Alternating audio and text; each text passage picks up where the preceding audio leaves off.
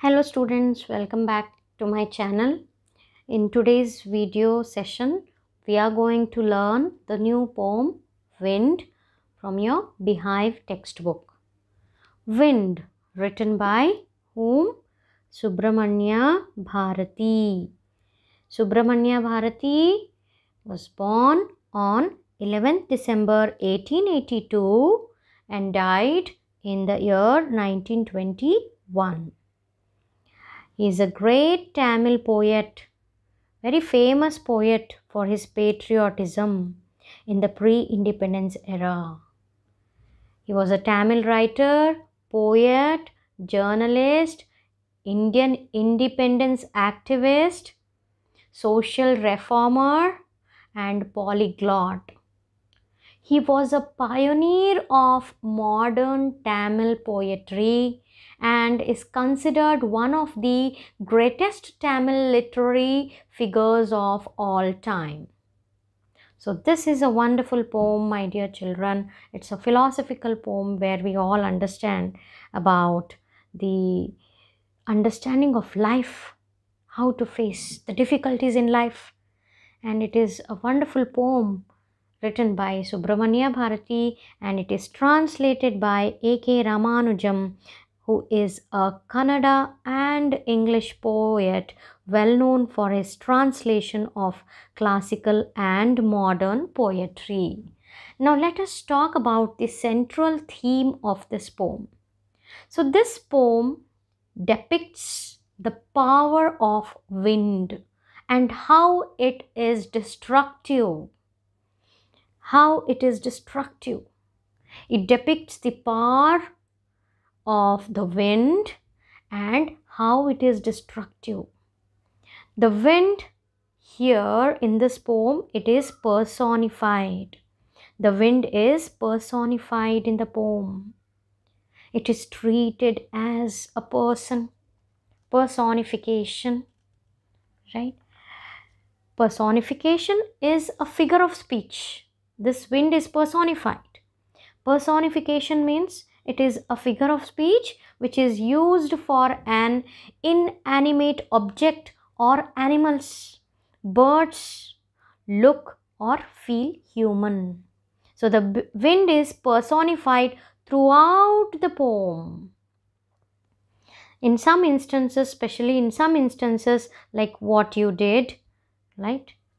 Later on we can discuss about the poetic devices, but let me tell you the overview of this poem, that this poem is described, right, that wind is linked with powerful wind, and with lot of difficulties. This powerful wind is linked with lot of difficulties, with the difficulties, obstacles and struggles of life. Just like the wind destroys everything that is weak, these difficulties can also easily break down weak people. Only strong people can withstand them. The poem entirely, the poet through this poem encourages us to have courage and firm determination, and this poem gives a message that we must have strong hearts as well as strong willpower to face any troubles or hardships of life. So now let's come, everyone, let's gather and understand line by line. First stanza, first 4 lines. Wind, come softly. Don't break the shutters of the windows. Don't scatter the papers. There is a full stop there. Don't throw down the books on the shelf. There is a full stop there. So in these lines, the poet requests the wind to blow gently, softly, come slowly, and not to destroy anything with its force. He asks the wind not to break the shutters.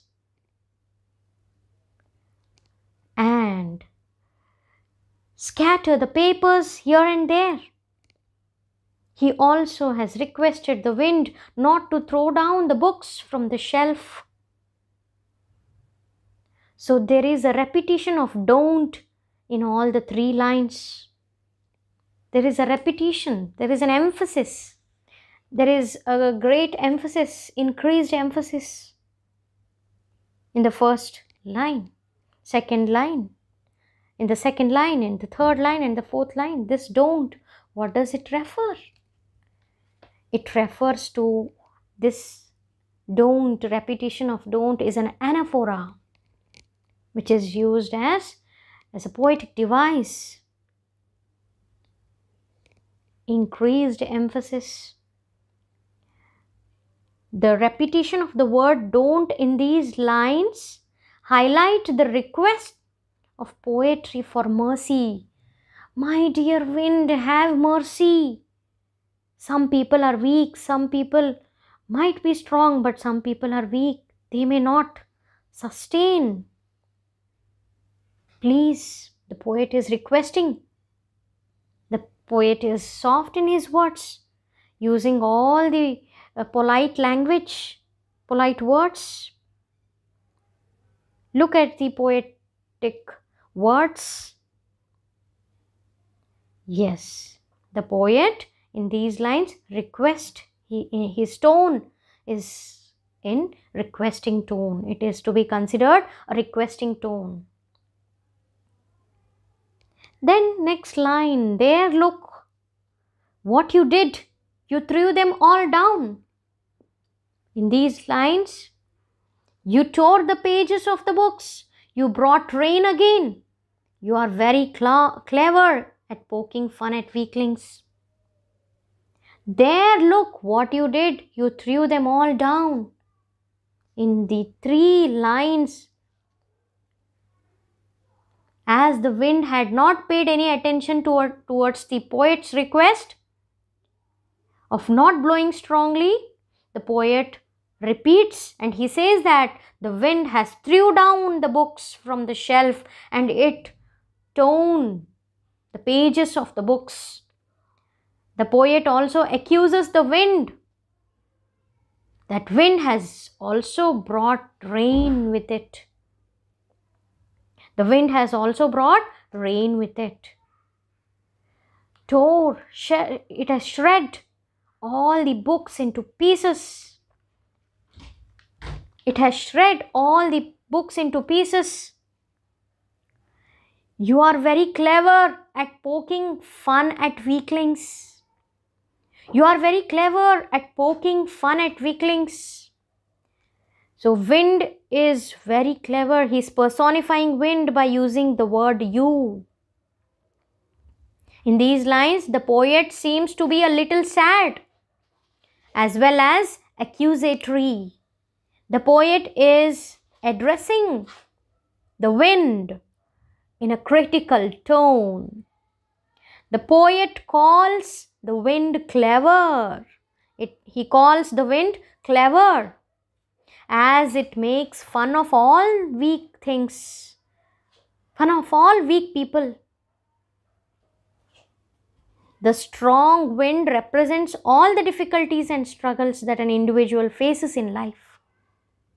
The poet says that the wind destroys all the weak things such as houses, frail crumbling houses, crumbling doors, crumbling rafters, crumbling wood, crumbling bodies, crumbling lives. The poet says that all the people, all the weak things, all the weak objects, all the weak people on this earth might get a great hit by the strong wind. It even destroys people, their lives, and their hearts with its mighty power. It throws fun at weaklings. Weaklings means weak bodies, weak person, weak things. Frail means weak. W-E-A-K, weak, right? Frail means weak. So it crumbling wood, crumbling houses, crumbling doors, crumbling rafters, crumbling bodies, crumbling lives. This is very dangerous. The wind destroys people, their lives, houses, objects. The wind god continues destroying or separating weak until only the strong people who can face the hardships and face challenges will remain. Till which time? Till what time the wind keeps on hitting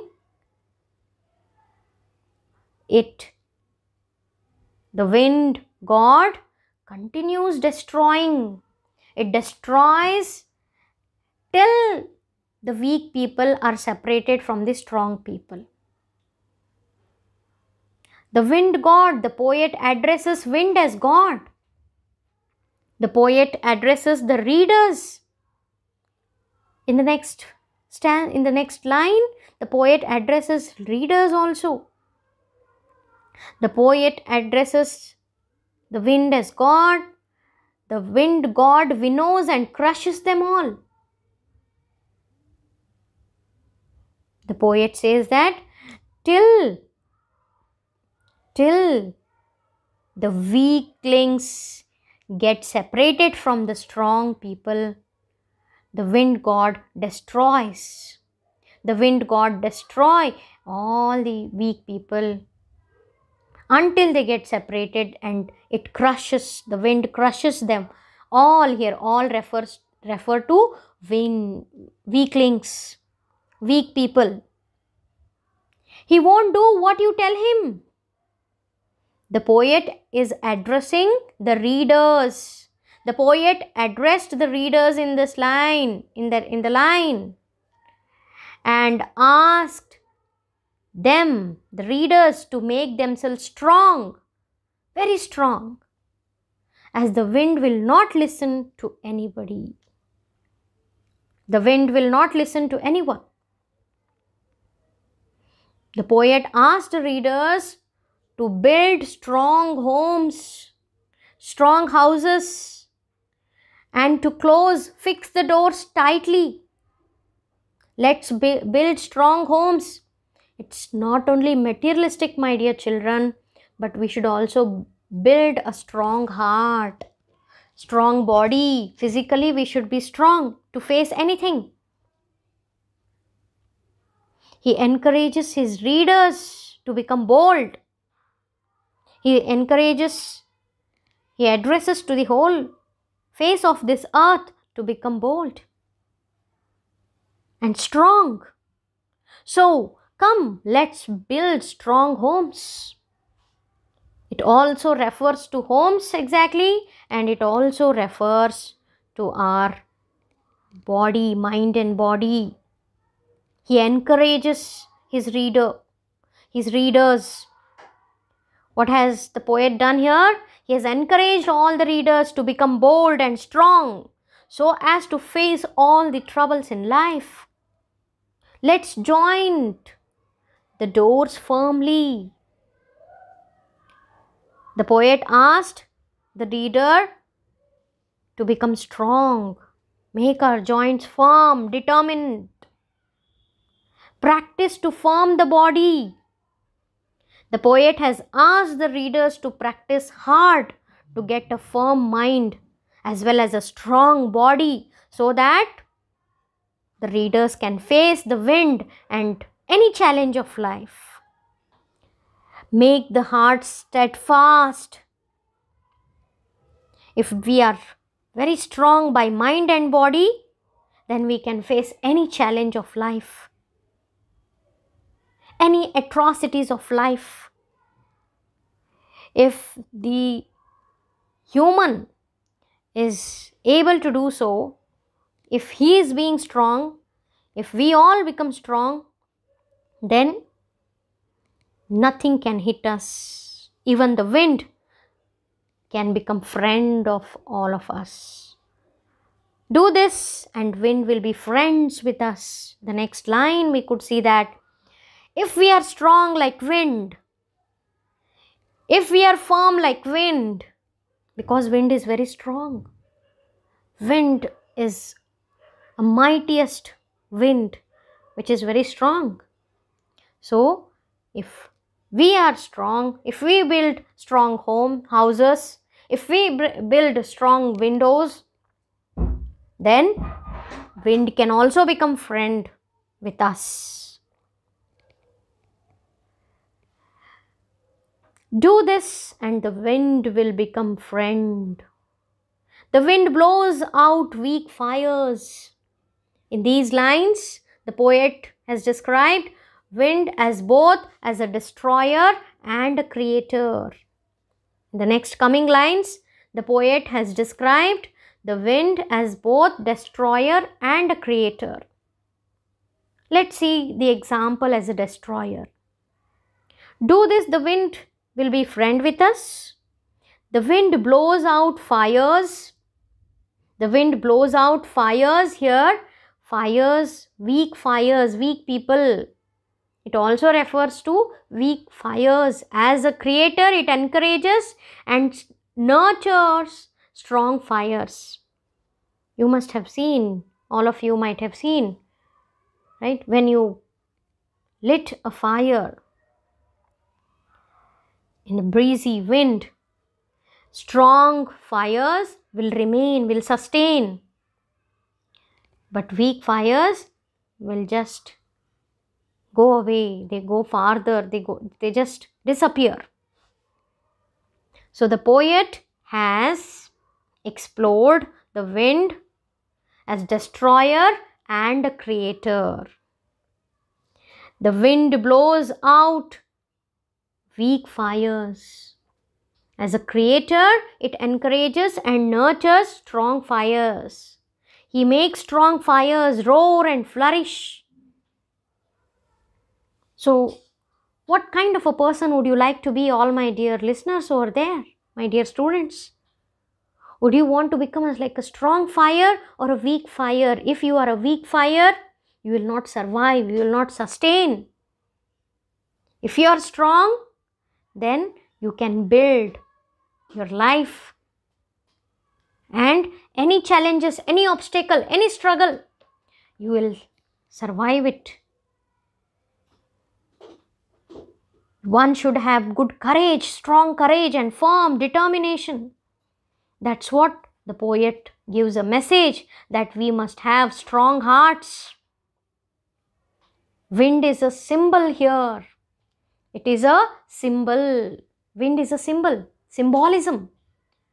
The symbolism means that the thing refers to some other thing. Wind is symbol. It refers to challenges of life here. What does wind symbolize? It symbolizes any challenges of life.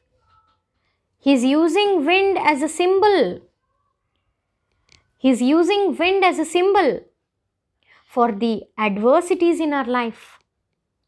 Wind cannot be seen as a negative aspect here. It can also be seen as a positive aspect, because if you are like a wind, if you can make friendship with wind, then you can survive and sustain and overcome the challenges and live the life comfortably.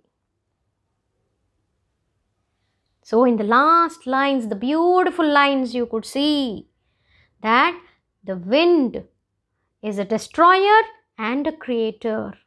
It encourages and nurtures strong fires. The wind encourages and nurtures strong fires. In other words, this means wind can destroy all weak things, all weak objects, all weak people. And it will only roar and flourish. It will only help people to grow who are strong. Wind will destroy all the weak fires, and strong fires are strong people. It symbolizes strong people, strong things, strong objects. It only supports the strong. Wind supports the strong.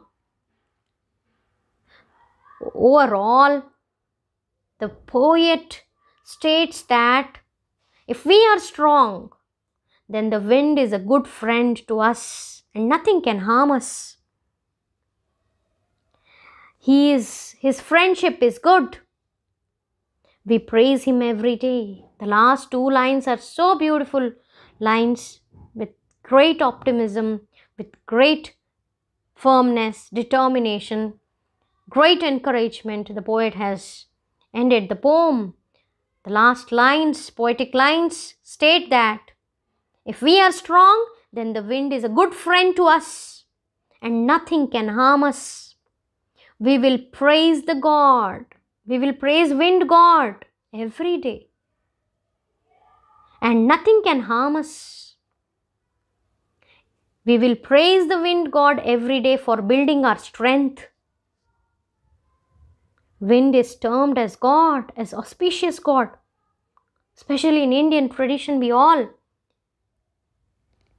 refer wind as God. We will praise the wind God every day for building our strength. Thus, we should make ourselves physically and mentally ready to accept all the challenges.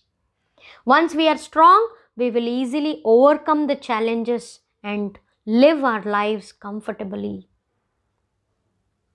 So overall, the poem is a great message to all the readers to build great courage and firm determination. We must have strong hearts as well as willpower to face any troubles or hardships of life. Majorly in this poem, the poetic devices are to be referred personification, metaphor. Metaphor is a device which compares two things or qualities, an indirect comparison which are unlike. Here, winnows is a metaphor. It's a metaphor. Winnows. God winnows is a metaphor for separating the weak from the strong. Winnowing is an action. Right? It is an action. Winnowing is an action. Wind God winnows, which means separating process. Winnowing means it is a separating process. But here it is used separating from weak from strong. Separating the weak from strong it has been referred like how a farmer winnows the wheat from its husk. Like wind separates the weak from strong. The wind God winnows. Here winnows is a metaphor which is used. In line number 5th and 8th, there look what you did. You tore, you brought, you are very clever. These are the examples of personification. Right? The wind God winnows. Here winnows means separates. The meaning of winnows here separates. It is termed as separates. The wind is personified as God also here. It is personified as God. It is also a personification. Winnows is metaphor. Metaphor, personification, anaphora. These are the three important poetic devices in the poem. Anaphora is in the second line, third line, and second, third, and fourth line. Repetition of don't. Repetition of you in 6th, 7th, 8th line. Repetition of you in 6th, 7th, and 8th line. You can see there. Repetition of crumbling. Repetition of crumbling. There is also the repetition of crumbling. Repetition of let's. This is also repetition as a poetic device which has been used. anaphora, repetition, personification, metaphor. Overall, it is a wonderful poem, my dear children. Read it once and practice the question answers by yourself so that you can creatively you can learn, because this year you have to practice many MCQs as your pattern. CBSE has changed the question paper pattern. Thank you all of you for listening. Hope you like the explanation. Meet you very soon.